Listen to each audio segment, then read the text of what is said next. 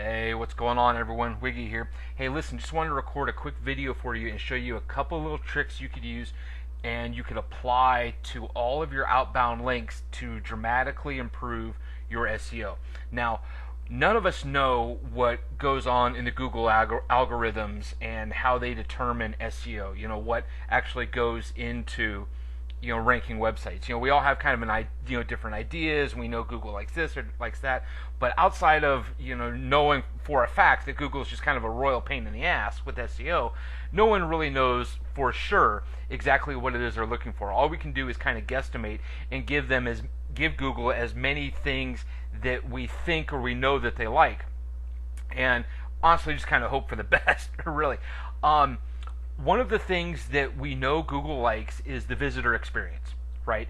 Always provide visitor value. The more visitor value that you can give to the people that end up on your site, the more they like you, the more Google's going to like you, right?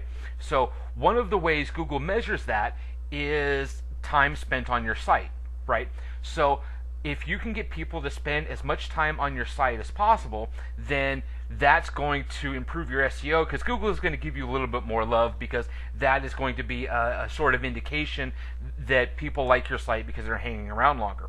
Well, if you want a couple sneaky little tricks to ensure that people stay on your site longer, then here's something you can do. Now, this is something you would do regardless of your site design or your content. That should be your primary focus. Make sure you're designing a good site with proper design that flows, that gets people clicking to other portions of your site or other pages within your site. Make sure you give good content, all that. I'm not saying you should rely on sneaky little tricks or whatever instead of developing an actual good site. However, since Google tends to be a bunch of sneaky little bastards, I'm all about being a sneaky little bastard right back, if it can help me. Now, I wouldn't be a sneaky little bastard in place of creating a good quality site and quality content.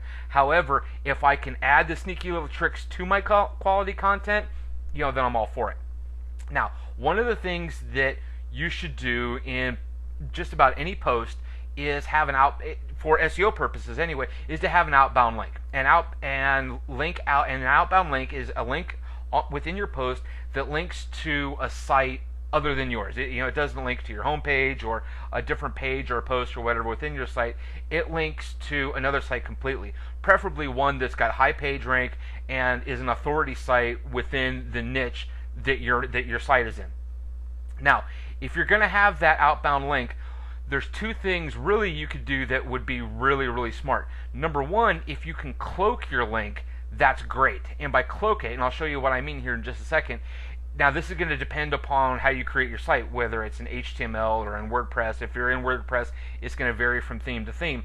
However, what I mean by cloak your link is if you can disguise it, I guess maybe that would be a more appropriate word, you can disguise your link so that it doesn't stand out, and when people are looking at your site and they're looking at your text, they don't realize that that's a link, then that's better, because they're not going to be tempted to want to click that link and go away from your site. If they're not tempted to want to click that link and go somewhere else, then they're going to end up spending more time on your site. So you're getting the SEO benefit of linking out to an authority site that's not yours.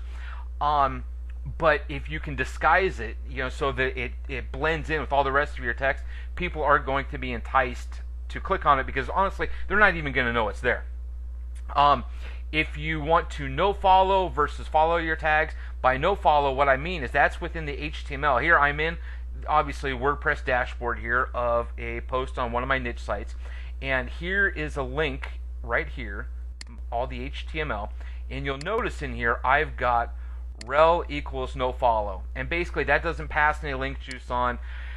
There are different schools of thought on this. If you're unfamiliar, what this no-follow tag means is when the spiders hit your site and they hit that link, they'll recognize it's there, but they won't follow it.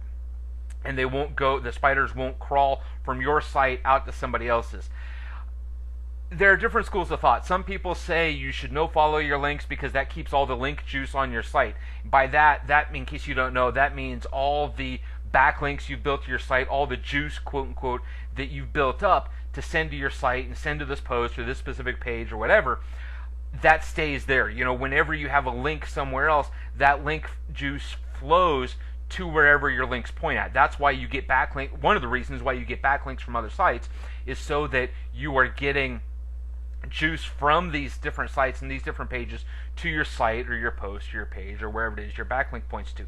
If you have this no follow tag, this rel equals, you know, quote, no follow, unquote here, then the link juice doesn't pass on. Now, some, you know, people on one camp say you should do that to keep the link juice there. Other people in other camps say, well, you shouldn't do that because it doesn't look natural to Google and it raises a red flag, whatever, you know. I don't know necessarily which camp I fall in. I use the no follow tag myself, and I've got good results with it. I've talked to people that don't use the no follow tag, and they've gotten good results with it as well. So, you know, you just test it and see what ends up working best for you.